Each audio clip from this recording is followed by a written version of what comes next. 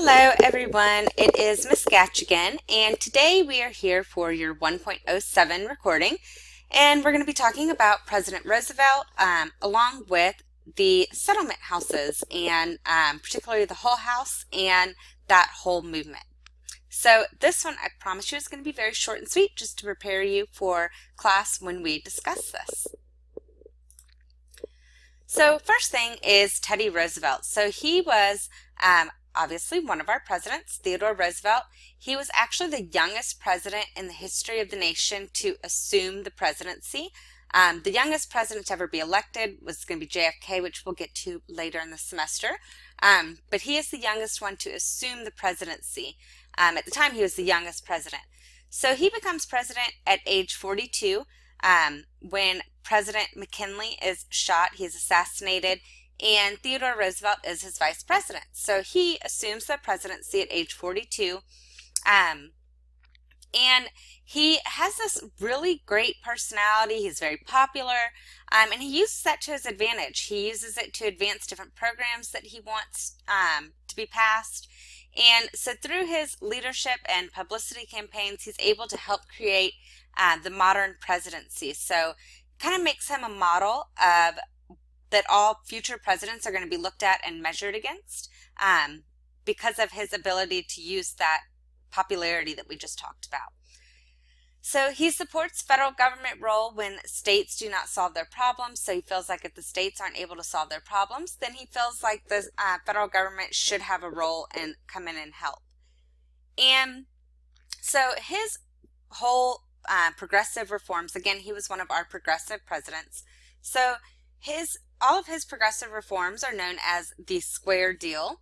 And that is mainly because he felt like he wanted to see to it that all the common people received what he called a square deal. So we call his collective group of progressive reforms the Square Deal. So one of the main things that he did was this conservation movement. It's one of the main things that he's known for. And this was the planned management of natural resources involving the protection of some wilderness areas and the development of others for the common good. So there was this widespread belief at the time that nature would just always be there. These forests would always be there. They would always renew and, replenish and come back up.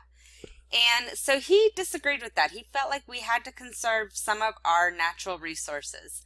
So the accomplishments of this movement, 150 national forests were created, 51 federal bird reservations, 4 national game preserves, 5 national parks, and 18 national monuments. And this link down here, if you click on it through the way that you found this recording, you'll see that link and you can get a very short little history there of Teddy Roosevelt. So be sure to go back and check out that link.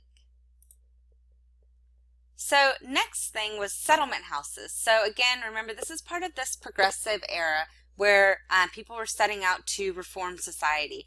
And so this was part of it. Settlement house movement began in the late 1880s and lasted all the way through the Great Depression of the 1930s. So basically, you had these middle-class educated, mainly women, some men, that volunteered at these settlement houses, and they would live there, they would work there amongst the poor, mainly women that they were trying to better their lives. So settlement houses were often these converted residential buildings in poor urban neighborhoods. You can see an example of that here. So by 1910, there were over 400 settlement houses in the United States.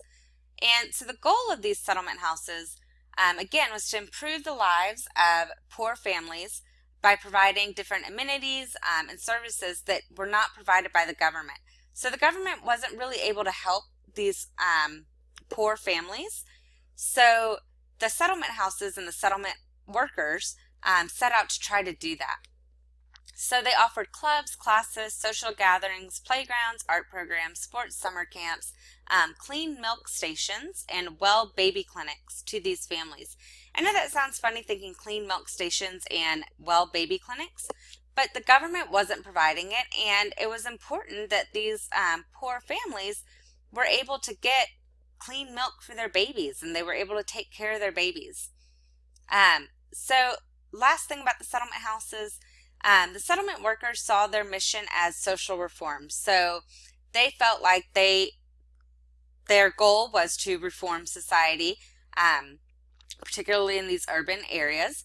And so the settlement houses became almost like these labs for developing different techniques and also training in this new field of social work.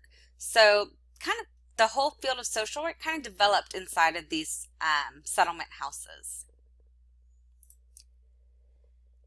Hull House was probably the most well-known of the settlement houses. You can see a picture of it here. And Jane Addams and Ellen Gates Starr, they were the co-founders of the Hull House. So always associate, mainly Jane Addams is the main one, Ellen Gates Starr as well, with the founding of the Hull House. And it was the cutting edge of reform for the nation's immigrants and poor. So women were really coming around and making mark in society in this reform movement. They were starting to get more involved. You had a lot of female industrial workers that were seeking to reform working conditions.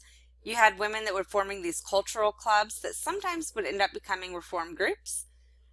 They were also getting higher education. So women became active in public life, and they attended new women's colleges.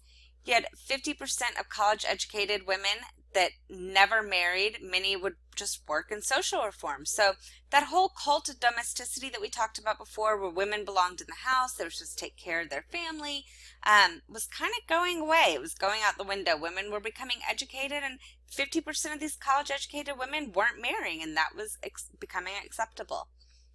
So that is all I had for you today. Don't forget to go back and watch that video about Teddy Roosevelt. And thank you so much. We'll see you in class.